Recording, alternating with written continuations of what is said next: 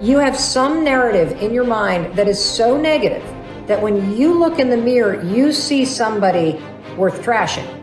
You see what's wrong. You pick apart your appearance. And I want to reverse that, because here's the deal about self-confidence. Self-confidence begins with you. You realize the word self is in there, right? I can't give you confidence. I can give you a little boost. I can give you tools. I can encourage you. But confidence is forged in fire. It's something that's within you.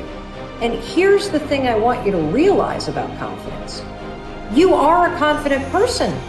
That's why you miss feeling that way. You can only miss what you know.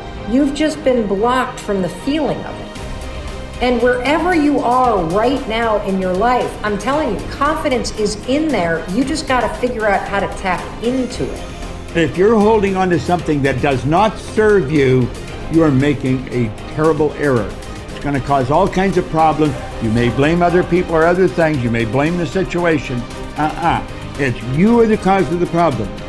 The man that told me to pick up this book and read it, Ray Stanford, he had a saying. He used to say to me, Bob, you're the only problem you'll ever have, and you're the only solution. I think it might have taken me 5 years to understand it. But I do understand it. And you know something? I am the only problem I'll ever have, and I am the only solution. Don't hold on to anything that is not serving you. Reject it. You know the beautiful part about having an inductive reasoning factor? That's the part that chooses thoughts. You can accept or reject. The beautiful part of your mind, you can accept or reject anything that comes into your world. Accept or reject it. It's a choice. Don't hold on to anything that is not serving you. If we play the victim role, then we are using our personal power to be helpless. If we decide to accept responsibility, then we don't waste time blaming somebody or something out there. Some people feel guilty for creating illness or poverty or problems. They choose to interpret responsibility as guilt. And some members of the media like to refer to it as New Age guilt. These people often feel guilty because they believe that they have failed in some way. However, they usually accept everything as a guilt trip in one way or another, because it's another way to make themselves wrong. And that is not what I'm talking about. If we can use our problems and illnesses as opportunities to think about how we can change our lives, we have power. Here's something I want you to keep in mind. Life is a fight for territory. And once you stop fighting for what you want, what you don't want will automatically take over. In the past, if you look at it, people have perceived themselves as victims of everything around them, victims of circumstances. And then we go, I'm sorry, life did not give me those wonderful things that other people have. And the simple reality is, no, if you have an issue, it's not the outside. This is what we've always, universe, give me something. We now know that our issues are internal. It's our own subconscious beliefs that we've been programmed with of disempowerment. Like when a child is growing up and getting its programs, so think of what things parents say. Oh, you don't deserve this. Who do you think you are? I mean, the parents didn't mean that for your whole life. They were trying to, goad you, needle you to make a change. So they would say these things. 95% of our life comes from those programs. So if you have disempowering beliefs about who you think you are, because you got them from other people, that's how you know who you are. These disempowering beliefs play 95% of the day in an average person's life. So I say, my wishes and desires, I want success, I want great relationships, I want all these wonderful things, I want health.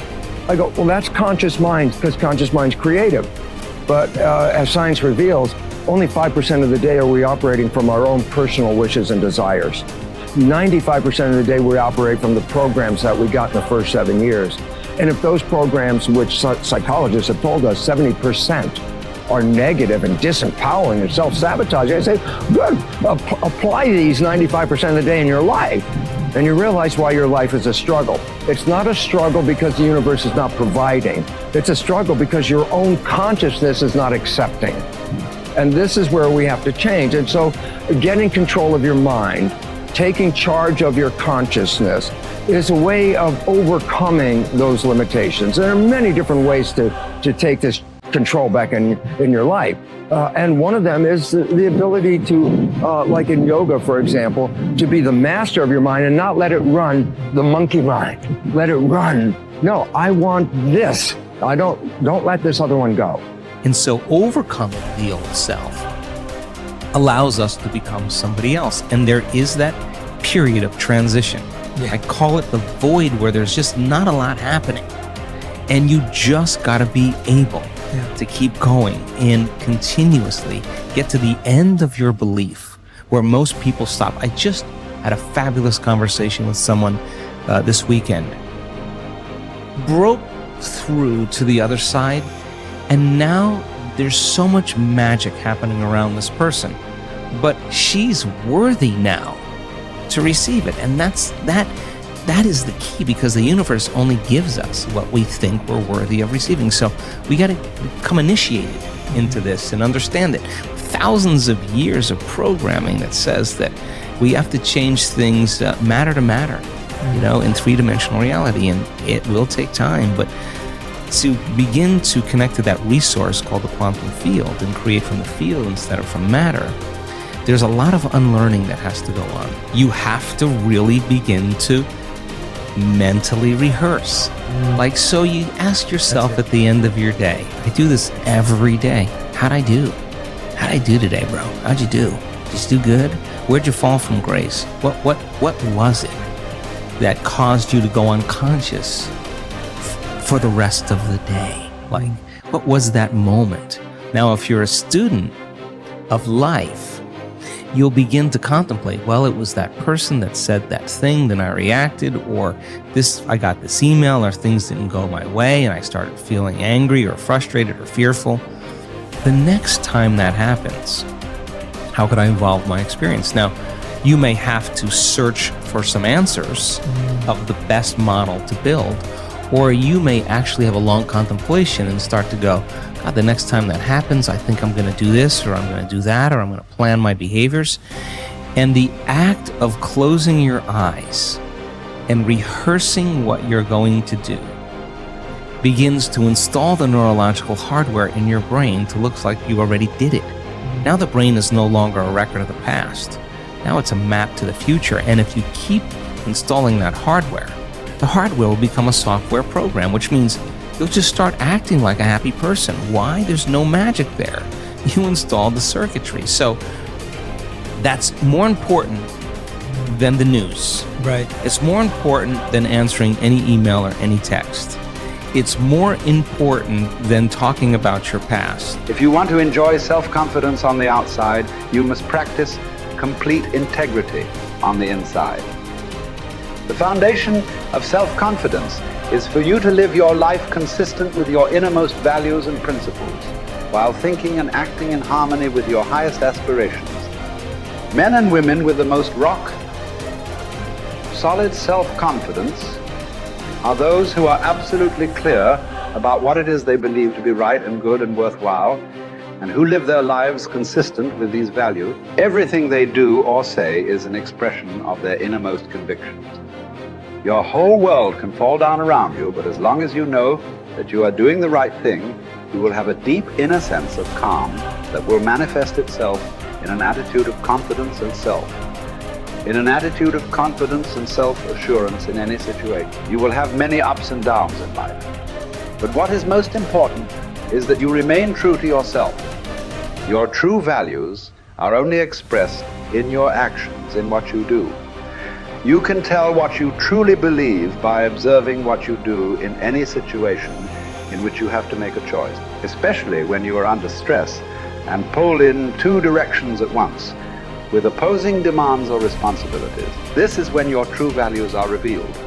The action that you take in any given situation will tell you which of your values is uppermost or whether you have any values at all. It is not what you say, hope, wish, or intend, but only what you do that counts. Your choices of the actions you take tell you unerringly who you really are. You can develop within yourself a superb set of values by acting as though you already had those values. You can develop integrity and courage and compassion and confidence by behaving as though you already had these qualities. The more you act the part, especially when you demonstrate these qualities under stress or when you feel like doing or saying something else, the more rapidly these qualities become a permanent part of your mental makeup.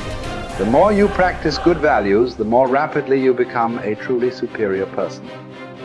The keys to developing the unshakable self-confidence that will make everything else possible for you are self-control, self-mastery, and self-discipline.